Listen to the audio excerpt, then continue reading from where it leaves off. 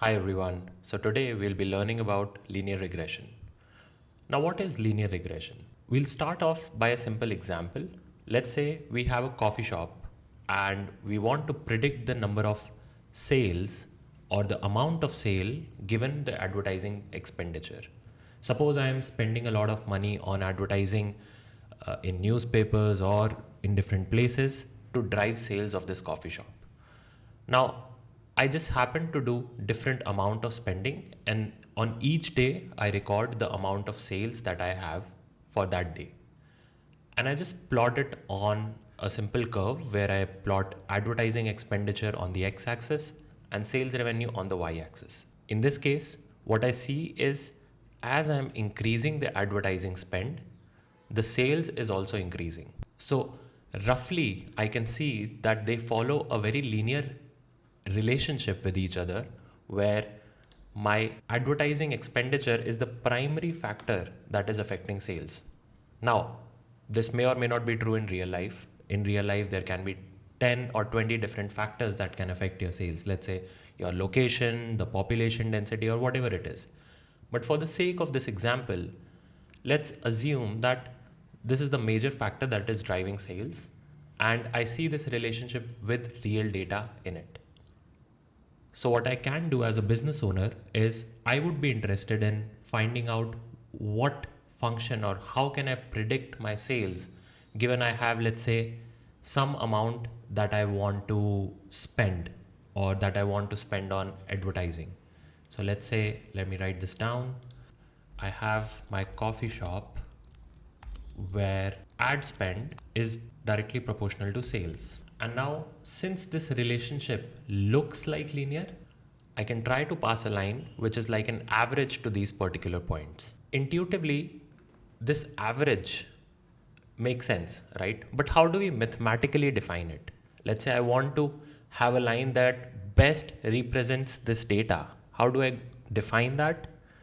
Let's say I define it in a manner where my line can be represented as y is equals to beta 0 plus beta 1 x, where beta 0 and beta 1 are some coefficients, and this is just an equation for a simple line, right? I want to find the value of beta 0 and beta 1 such that the line best represents that data. What I can do in that case, I can define something like error in each case. So for example, if I draw a line, let me zoom this up a bit. So if I have this line which is in some sense reflecting the best line that fits this data, what do I mean by that? If I were to take the distance of each point from the prediction and calculate that for all the points, right? Now I can't directly add this distance because for this case the distance is positive, for this case the distance is negative. But what I can do is I can define something like an error, and that error can be defined as square of distances for each of these y values or sales values in this case. And for each of the sales value, what I can take is the total error is defined as sum of yi, which is my actual sales value, minus the predicted sales value. So this is the predicted sales value based on this line. Now, remember the problem that we are trying to solve. We are trying to find the optimal values of beta 0 and beta 1.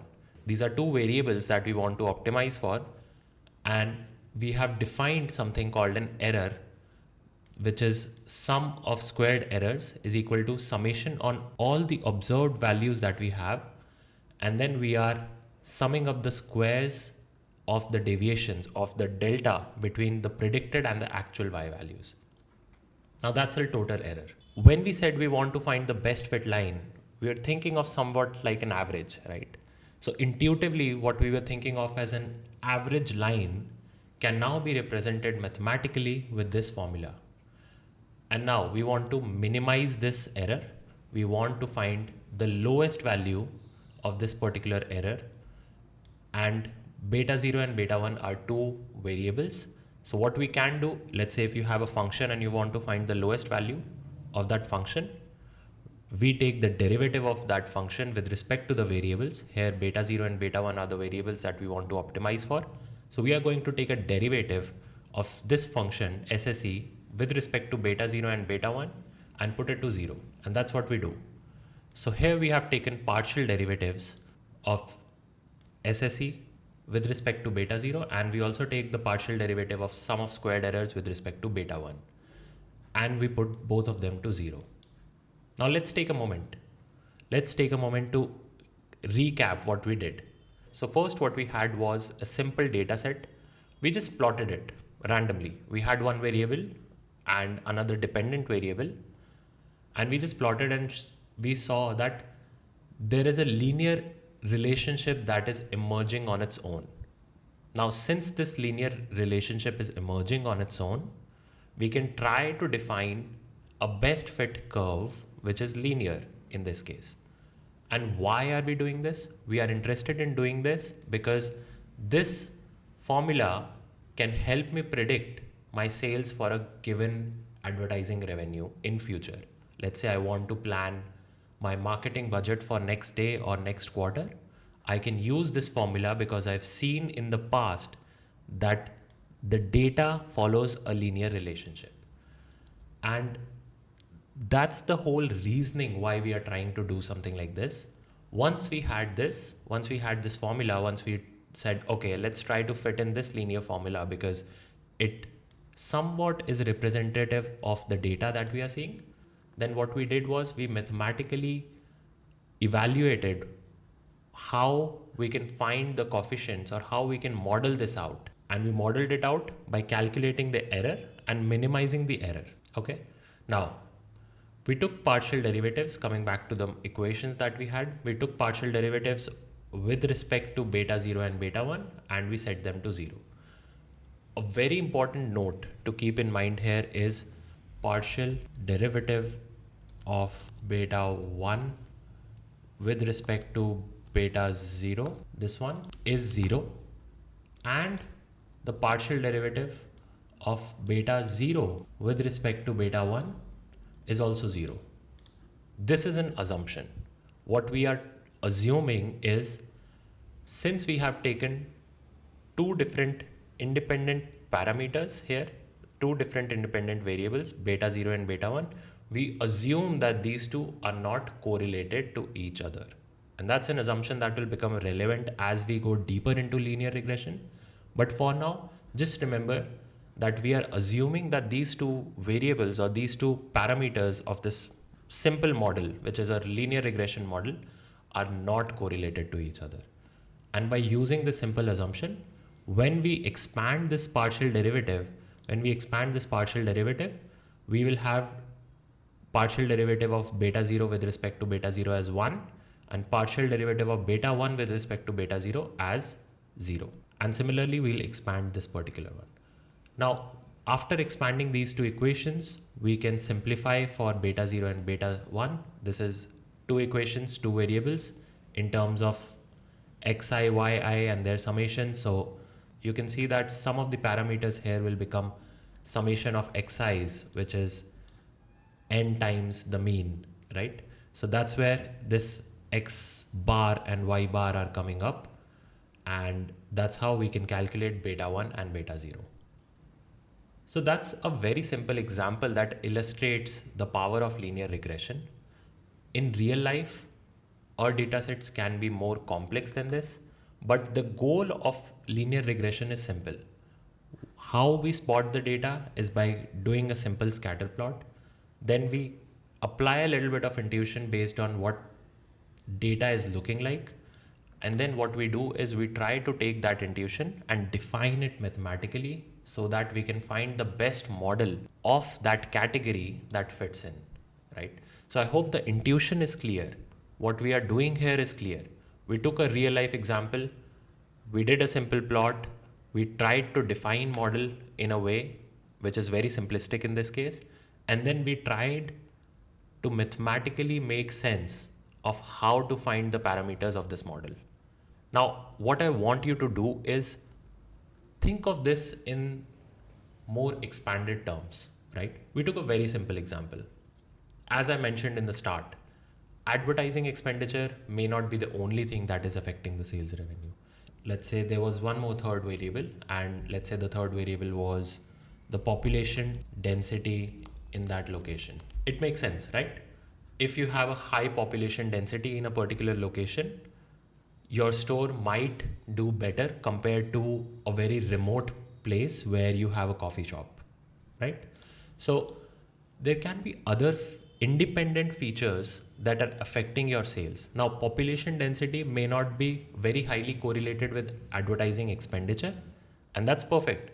So what we have is a set of multiple independent variables, and then you have something that you want to predict. Can we extend this particular formula which we derived for one dimension to multiple dimensions? It turns out yes, you can very easily extend this formula, and what we'll have in that case is y is represented as beta 1 x1 plus beta 2 x2 plus beta 3 x3 and so on, which x1 and xn are the n dimensions, right? So instead of these n points, what we are saying is, let's call it m for clarity. X1 to xm are m dimensions or m different independent variables that we are using, and then beta 0 is the intercept. So in that manner, we can define or extend this to multiple dimensions. We can also find the coefficients in that case by minimizing the error, and the same thing, but you will have this for m different variables. So it will be beta 1 to beta m, and you can derive the same coefficients by using either multivariate calculus, or if you want to represent this in a cleaner manner, you can also use linear algebra to represent x as a column vector where you have all these dimensions as independent variables and beta as the matrix multiplication for that. Now that's an exercise you can explore. If you are comfortable with linear algebra or multivariate calculus, feel free to explore this on a higher dimensions, but the concept remains the same. So even in those multivariate calculus, when you're taking partial derivative with beta 0, beta 1, beta 2, beta 3, all the other betas get cancelled. So partial derivative of beta 0 with respect to beta 1 is 0, and partial derivative of any other beta with respect to some other beta is always going to be 0 by assumption. And you can use those assumptions to solve for those set of partial differential equations. Idea remains exactly the same, but it is a very good mathematical exercise if you like math and if you are interested into exploring it further. Now what I want to do next is make some intuitive sense of beta 1. What does it signify? So let's find out. So this is our beta 1, and if you take a closer look at beta 1, first if you look at denominator, you'll see that this is nothing but always going to be a positive number, and it is used something like a scaling factor. So when we are doing this multiplication, we are just scaling by appropriate units so that beta 1 is unitless and is properly scaled in some sense, right? Intuitively speaking. But if you look at numerator, what we are trying to do essentially is we are taking a product of deviations. So deviations from the mean, we are trying to take a product of that and summing all those deviations over. Now, this product will be positive if both deviations change in the same direction versus if the deviations change in the negative direction. So what do I mean by that? Let's go back to our simple example. Let me quickly erase this. Okay, so let's look at this example further. We had this example, and now let's say you had, let's go back to this one. Let's say you have this best fit line. Now, beta 1 is the slope. So essentially, beta 1 is this value, tan theta, right? So it's the slope of the line. But what do I mean when I say that the deviations are increasing? So if I increase x and if y is also increasing compared to the mean, so compared to the previous value, since mean is constant, if this was the previous value and the next value is this, I increase x, y is also increasing, so deviations are increasing. And if I take the product of those things, it is positive, right? But what happens if I increase x and y is decreasing? So for example, let's say I have a lot of points here in this area, right? And now all my points up to this point remain the same. Now, when I increase x, in some of the cases, y is also increasing, but in some of the cases, y is decreasing compared to mean. So this is pulling down. Although x is increasing, y is pulling down. And the aggregate effect of the product will be, it will take the beta to a negative or a lower value. The new line will become something like this, the new best fit line. It is taking the beta down. But if I were decreasing the x value and my y is also decreasing, so these points, so they both have a decreasing effect and then the beta is going up.